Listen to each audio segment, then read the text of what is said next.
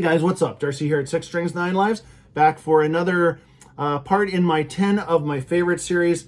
As you can see from the thumbnail, this one is zeroed right in on some thrash. Actually, these are 10 of my personal all-time favorite thrash albums. Yes, there's going to be some bands missing from this list. There's going to be some albums from some of your favorite bands from this list. But these are just kind of my 10 of my favorites. So it's not 11, it's not 12, it's only 10. So I had to cut it off somewhere. So there's definitely room for part 2, part 3, part 4, who knows. But just keep in mind, if you don't see your exact favorite thrash album from back in the day, don't lose your shit. It could be coming up in part 2.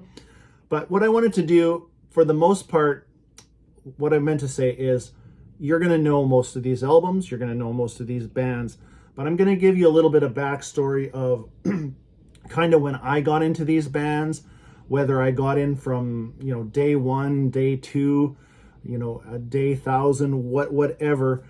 There is actually, I think, 2 or 3 bands here that I've been with since pretty much the get-go and have not looked back and never missed a release.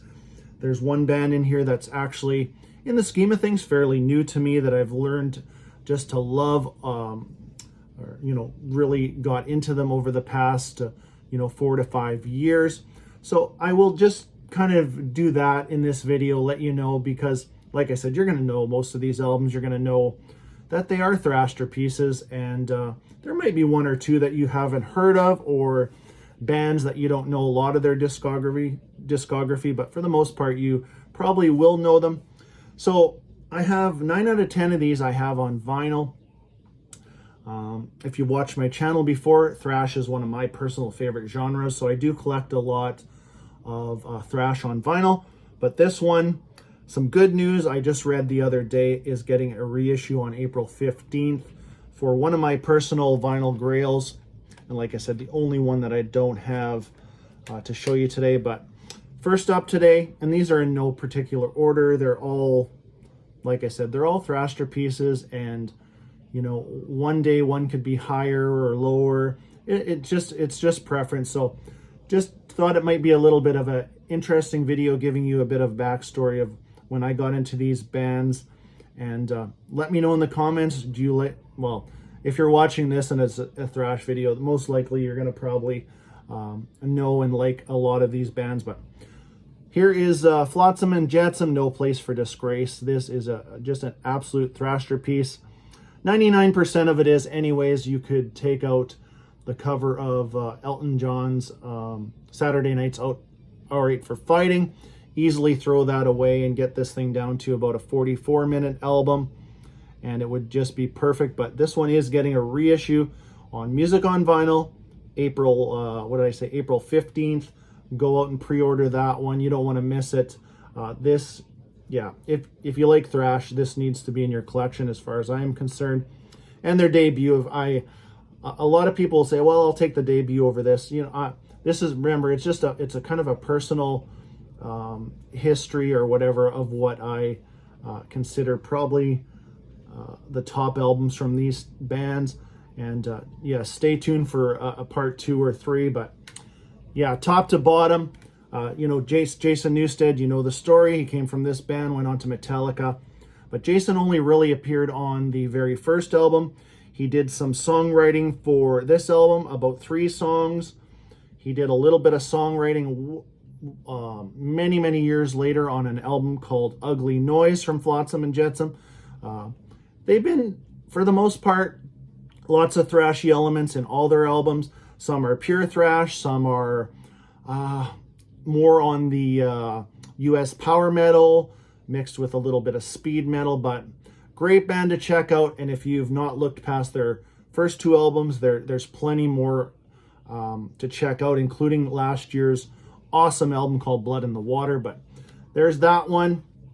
Next up, actually I'm spinning some Exodus in the background, so from what I'm going to show you here to this album, I think, what do we got, 37 years have passed. This has always been my favorite Exodus album, and only one to feature Paul Bailoff on vocals. But This one came out in 85. I believe it came out late. I think it was already in the can probably in 84 sometime, but you know, due to circumstances, it did not come out till 85. But this one is, and I would put this one as my number 2 favorite thrash debut of all time. And I'm going to show you my number 1 in here too. But I'm sure you know this album, but just Gary Holt and Rick Hunholt. We had even Tom Hunting still in the band today, different bass players than back in the day. But if you've never checked out Bonded by Blood, you're missing out. And there are some people that do not, you know, consider it a, you know, maybe like a top thrasher piece, but definitely for me it is. And I said previously I would show you this is actually a band that I was with since day one. This is my introduction to this band. This is also my favorite, my number 1 thrash debut of all times, and that is Testament, The Legacy. Like I said previously, you're going to know a lot of these, but here is one of those bands that I've been along the whole ride. There was, you know, a big gap of, I think about 9 years where they weren't active. But again, for the most part, actually all of these bands I'm going to show you today are still active. So there's a clue that there's one band that isn't in here that easily could be if this was you know, top 11 or whatever. These aren't really top, it's not a top list, but there's one band that isn't active and not in this list either, but probably see them in part 2. Anyways, top to bottom, unreal album. Glad to have this on vinyl. Would still love to see the New Order and Practice What You Preach get reissued, hopefully for music on vinyl. That would be awesome. Next up, now this band got into them in 1987 on their second album. This is their 4th album, and just finally got this on vinyl through you know, a box set of Overkill's The Atlantic Years. And if you watch this channel, you already know that I'm a huge fan of this band. This is my favorite thrash band of all time. I just think overall they have never wavered much. Maybe a little bit into the groove, a little groove in the mid 90s, but other than that, they've just, I guess for lack of better terms, they've never really sold out in any way as far as I'm concerned. But this is just a thrasher piece top to bottom. You know the band, you know the album, but that is one of my, if this was a top 10, this easily could be number 1. But next up, another one of the big 4. Actually, the first one I'm showing today of the big 4. When did I get into Anthrax? Let's see. I would say it would have been probably early 86.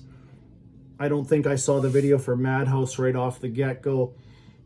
But that video from for Madhouse off of Spreading the Disease was basically my intro to Anthrax. But this was the key album for me. This is just thrash at its finest. And, you know, if you looked in the dictionary and there was the word thrash, there should be a picture of this album amongst, you know, a few other photos. But definitely just like I said, a thrasher piece top to bottom.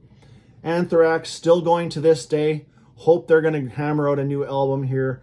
I think with things, you know, starting to open up, and you know the mask deal is at least in my province should be going away soon. I hope.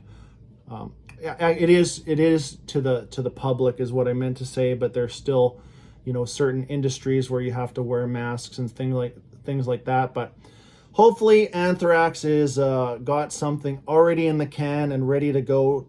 Would love to see a new album from Anthrax. You know this album top to bottom. We don't have to talk much about it, but 2016 was their last album, For All Kings. So, that's a long time in the metal world, and time sure does fly. But next up, just, this band, but for the most part, I could easily just take, to be honest with you, their first 4 albums, maybe their 5th album. And you don't have to be a rocket scientist to guess who I'm talking about. But for the most part, what they've done in the last 25 to 30 years, I don't get excited about it. I don't, even if they're working on a new album, they're going to put out a new album, it'll just be whatever to me. I will check it out, obviously, but I just don't get excited like I had that feeling back in the day. Here in Canada, we had, one record shop in particular. It was called ANA Records. I would go in there, and that's when I first discovered Metallica, which, that's who we're talking about. They had these bins with those bonsai cassettes in there. I would rummage through them. And at the time, so it would have probably been, because this album, actually, I'll just show it, doesn't matter. Ride the Lightning was my introduction to Metallica, but I would say my first official new release was Master of Puppets. I bought it on release day back in '86 and got to see them that year on the Master of Puppets tour, actually shortly after Cliff died. So that would have been about December 2016. Anyways, I would rummage through these cassette bins and all these bands and these, Slayer and Metallica and just so many bands of Voivod, all these crazy covers. And I thought, when I first heard this, I thought for sure this was the heaviest shit I ever heard in my life. And honestly, in the beginning, like, you play Fight Fire with Fire, it's a heavy track.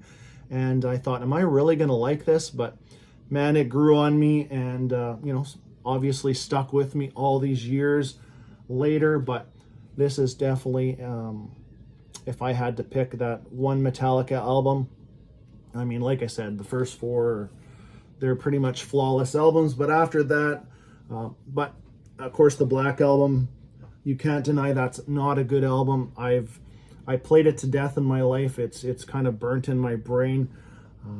But those first 4 albums, there's just a special atmosphere.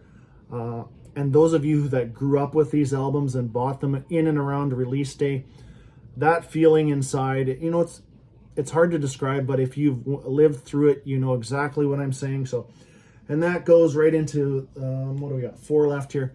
This next one, at the time when this came out, it's like, okay, this is next level stuff.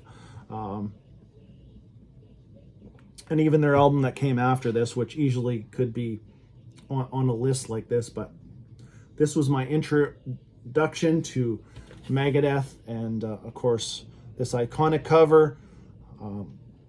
The album, we don't need to talk much about this, but this is when I got into 1986. I bought this, I would say shortly after release, because I didn't buy it until I saw that first video for Wake Up Dead on Canada's Much Music. And I thought, oh man, I need to check these guys out. And then later on, you find out the story of this guy, Dave Mustaine, used to be in Metallica, blah, blah, blah, all that stuff. But, still around to this day, for the most part, making really good music. In my opinion, I am a Megadeth fan. Looking forward to checking out their brand new album entitled The Sick, the Dying, and the Dead. Should be out this year. I hope. It's long overdue. Another one of those bands that hasn't put out anything since 2016.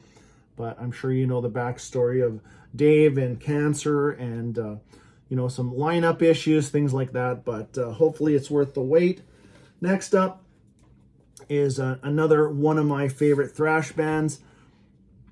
A lot of people would show their debut album, but for me, this is kind of where it all came together with a great mix of thrash. I wouldn't say progressive, but just different. These guys were super young when they put out their first album called The Ultraviolence, but this is kind of where it came together for me. Nothing against their modern stuff, because I do enjoy it. I know, you know, there's always that issue about modern production. I don't know if we're going to get away from all of that, but some bands have tried and, you know, have put out some really good stuff. So, and actually, I'll save that for him. We'll talk about that in a second. I was going to mention something, but it's more related to another band that I'm going to show you here. But here's Death Angel Act 3. So this came out in 1990. After that, they disappeared for, you know, the bad bus accident or tour bus accident they had, things like that. Disappeared for 14 years, but they're back today, probably on their ninth album, probably working on their 10th studio album now. But if you are still haven't checked out some newer Death Angel too, Humanicide from 2019, great album. One of my other personal favorites, I think from 2016, called the Evil Divide, great album too. But this thing, I just love this album. I just think it has, you know, if you say there's not enough thrash on here, I think you're mistaken, because there really is. But I do love the stuff where the guitar player, now I'm gonna forget his name here. Kavastani sings on here. Like A Room with a View is a phenomenal song, but the real thrash stuff on here, like Stop or Disturbing the Peace, that is just classic Death Angel. But yes, one of my favorites for sure. And next up, now here's an album that I just couldn't leave off this list, and some of you might, and inserted a very important album called Rain and Blood or South of Heaven or Seasons in the Abyss. I can't argue that those are great albums.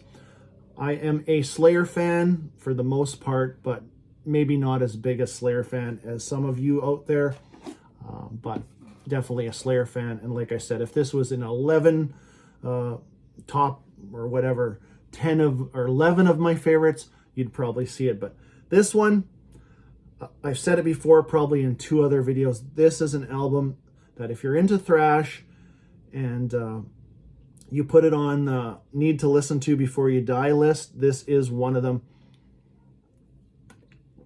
In the title, actually not in the title, but this is a relentless album, start to finish, non-stop. This is from Canada's own Razor, Violent Restitution. If you've never heard this album, or you know, Razor period, and again, I'm not, these aren't, a lot of these are our favorite bands, but some of these aren't overall favorite discographies. But if we're just zeroing in on a certain period of this band, like this album or Evil Invaders or some of their earlier stuff than that, it's definitely worth checking out. This is, like I said, just relentless top to bottom. Still going to this day. They're working on a new album, should be released here in 2022, hopefully. But yeah, check out Taste the Floor, or the song I'll Only Say It Once, or the title track of Violent Restitution. Just, like I said, for the 3rd or 4th time, relentless. So check yourself out some Razor. I could not leave this one off the list. And then finally, to wrap up, 10 of my favorites. This is a band I discovered late, and you know what? I was thinking about this, and I knew about this band back in the day, but for some reason, I thought they were too heavy for me back in the day. I'm talking about Creator. They've easily become top 3 favorite thrash bands for me. You know, just underneath Overkill and Testament personally. But I think the American or the North American Big Four versus the German Big Four, I think, not that I don't love most of everything that the Big Four came out with back in the day, but I think as far as intensity goes, an album like this, the vocals were a little more intense, and I think maybe that's why I shied a little bit away from it back in the day. I don't know. Just glad to know this band now, and you know, just like you, through watching videos and people talking about their favorite bands and favorite albums, or did you, did you hear this thrash album back in the day? There's lots I've missed. I have a long list of things that I've picked up, and as a second part or a third part of this video, I'll probably do one where I show 10, thrasher pieces that I discovered through, just lately, past 4 or 5 years type of video too, or albums that I didn't know back in the day. But here is one of 4 Creator albums that I heard first, and just my favorite. This is Extreme Aggression. This came out in what, 88?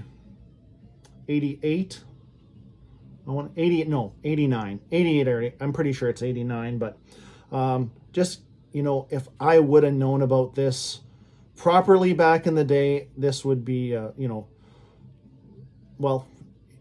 made its way to one of my favorite thrash albums of all time pretty quickly in the scheme of things. I mean, 4 or 5 years, but this is a band that I've been listening to non-stop for the past basically 4 to 5 years, and really looking forward to their brand new album coming out here in June, I think June 3rd or 6th, called Hate Uber Ellis. First album since 2017, follow-up to Gods of Violence. But yeah, Creator, definitely my favorite of the German Big Four. Digging into, everything of the German Big Four. It's going to kind of be a real thrash year here at Planet Six Strings. Got that Tankard set. Actually, I did get the Tankard set, but there was a bit of damage, so I sent it back, and just waiting for a replacement. But really looking forward to digging into some Tankard too. But I hope you enjoyed that. A little backstory of some of my personal favorite thrasher pieces. Let me know in the comments. Yes, you don't have to tell me that Slayer's missing. I know that, but let's slot it in at number 11 so nobody is getting too fired up about it. But like I said, I had to throw Razor in there. That is just an awesome album, and I would put that on any thrash list too. Don't forget to go check out that reissue for Flotsam and Jetsam, No Place for Disgrace, coming out on Music on Vinyl, April 15th. Let me know any other thrash news that you've heard. Throw it down in the comments. Always love hearing from you guys. And until next time, stay heavy.